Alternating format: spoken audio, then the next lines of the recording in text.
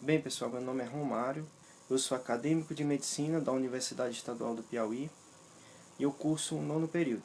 Eu gravei esse vídeo para abordar um assunto que é muito importante e que é de interesse não apenas da classe médica e dos estudantes de medicina, mas que também é uma questão que é de interesse comum a toda a população brasileira, que é a importação de médicos estrangeiros para suprir a carência desses profissionais no interior do país. Então, o governo brasileiro afirma que não há médicos suficientes no Brasil e que seria necessário importar médicos do exterior para suprir a carência desses profissionais. A presidente Dilma anunciou oficialmente no último pronunciamento que o governo irá trazer milhares de médicos estrangeiros de imediato. Bom, a gente tem que analisar essa situação com cuidado. Primeiro, a afirmação de que faltam médicos no Brasil é verdadeira? Bem, a Organização Mundial de Saúde preconiza que menos de um médico para cada 1.000 habitantes é uma quantidade insuficiente, mas ela não especifica qual a quantidade ideal de médicos para cada 1.000 habitantes. Então a gente pode analisar essa situação em termos de comparação com outros países. Então, os países que têm os melhores indicadores de saúde do mundo possuem, em geral, 3 médicos para cada 1.000 habitantes. O Brasil possui 2 médicos para cada 1.000. Então o Brasil está, de certa forma, dentro da meta estabelecida pela Organização Mundial de Saúde em termos de quantidade de médicos. O problema no Brasil, e a gente entende dessa forma, é a má distribuição desses profissionais no território nacional. Então, enquanto há regiões com a quantidade de médicos muito grande, existem regiões com uma carência de médicos. Então, geralmente as regiões são as regiões de interior. Então, a gente tem que fazer a seguinte pergunta: por que os médicos não estão indo para essas regiões? Por que eles estão se concentrando em grandes centros e não estão indo para as cidades do interior? Na verdade, pessoal, a grande explicação para a carência de médicos no interior do país é a falta de meios para exercer a medicina, a falta de condições de trabalho, a falta de estrutura. Outro ponto importante é a vinculação empregativa precária, ou seja, a grande maioria dos médicos que vão trabalhar no interior, pela carência, pela falta de concursos públicos, vão com a vinculação empregativa quase que verbal com os prefeitos. Não tem uma vinculação efetiva e se condicionam a uma atividade de trabalho instável, porque não há um vínculo de concurso público. Então, os médicos que vão trabalhar no interior, eles precisam de uma estabilidade, porque eles têm uma família para levar para o interior. Então, ninguém pode se propor a trabalhar num lugar, levar toda a sua família, toda a sua estrutura familiar, e não saber até quando ele vai trabalhar lá. No nosso Código de Ética Médica constam alguns pontos importantes. No artigo 3º do capítulo 1, consta que, a fim de que se possa exercer a medicina com honra e dignidade, o médico deve ter boas condições de trabalho e ser remunerado de forma justa. No artigo 23 do capítulo 3, consta que o médico deve recusar-se a exercer sua profissão em instituição pública ou privada onde as condições de trabalho não sejam dignas ou possam prejudicar o paciente. No artigo 24, também do capítulo 3, consta que o médico deve suspender suas atividades individual ou coletivamente quando a instituição pública ou privada para a qual trabalhe não oferecer condições mínimas para o profissional ou não o remunerar condignamente. Essas propostas de você importar médicos, elas criam uma situação onde o médico ele vira apenas um símbolo de pseudo-assistência. Então, ele não vai resolver o problema do paciente, porque ele não tem condições para isso. E a vinda de médicos estrangeiros?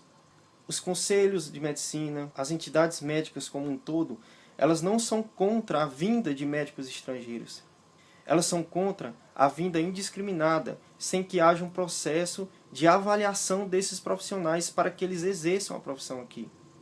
Então, no Brasil, como em todos os países do mundo, para que um médico estrangeiro venha a exercer a profissão, ele precisa realizar um processo de avaliação da sua competência, para que eles possam exercer a profissão do nosso país. Isso acontece com todas as profissões em todos os países do mundo. Esse exame, aqui no Brasil, ele é conhecido como revalida. Então o médico estrangeiro vem, faz a prova do revalida, e se for aprovado, ele pode exercer plenamente a sua profissão aqui no nosso país. O problema nessa proposta da presidente Dilma é que esses milhares de médicos viriam para o nosso país sem precisar fazer nenhum processo de avaliação. E como seria esse processo? Esses médicos, eles vêm para o Brasil, não precisam fazer processos de avaliação, mas em contrapartida, eles só podem atuar em áreas restritas no nosso território. Então é mais ou menos assim: eu livro você de avaliar se você tem capacidade de exercer a profissão em meu país, e eu deixo você restrito a algumas áreas para atuar como profissional médico. Essa proposta ela foi ofertada tanto para os governos portugueses, espanhóis e cubanos. Os governos portugueses e espanhóis consideraram desrespeitosa essa proposta. E aí está a questão. A grande maioria dos médicos que virão será composta de médicos cubanos. E aí está uma das questões mais importantes nesse assunto. Esses médicos que virão de Cuba, eles serão subempregados, então eles ganharão menos do que os médicos que trabalham aqui no Brasil. E além do mais, eles não vão poder trazer suas famílias para virem trabalhar no Brasil.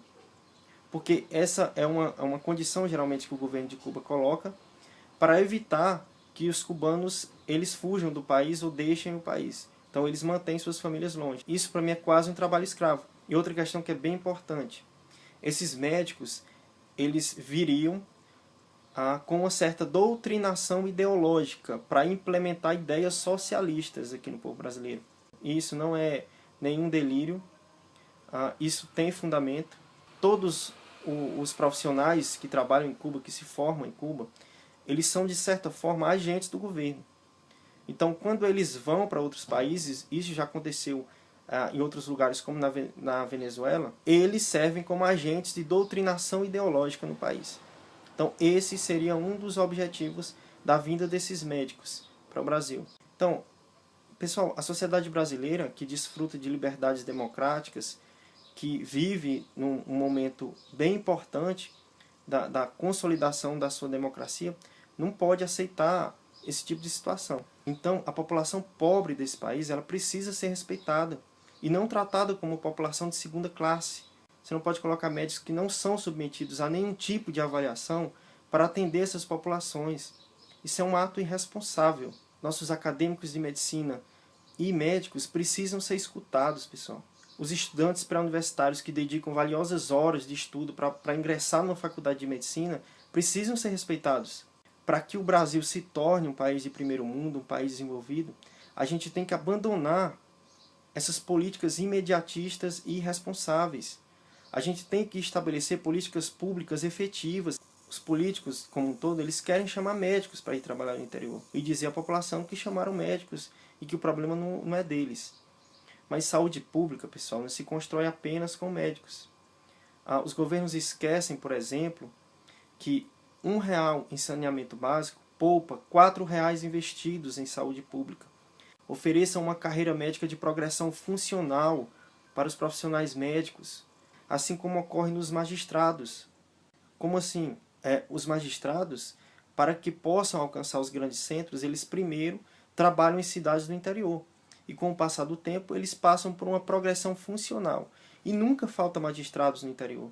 Se acontecesse isso com o médico que almeja trabalhar num grande centro, ele primeiro teria que começar a trabalhar no interior. Então todos os médicos teriam as condições mínimas de trabalho, pelo menos, teriam salários dignos e teriam uma progressão funcional com o decorrer do tempo. O que a gente pede ao governo é que ofereça mais condições de trabalho aos brasileiros. E fica claro que o que falta no Brasil não são médicos, e sim vontade política para transformar a sociedade.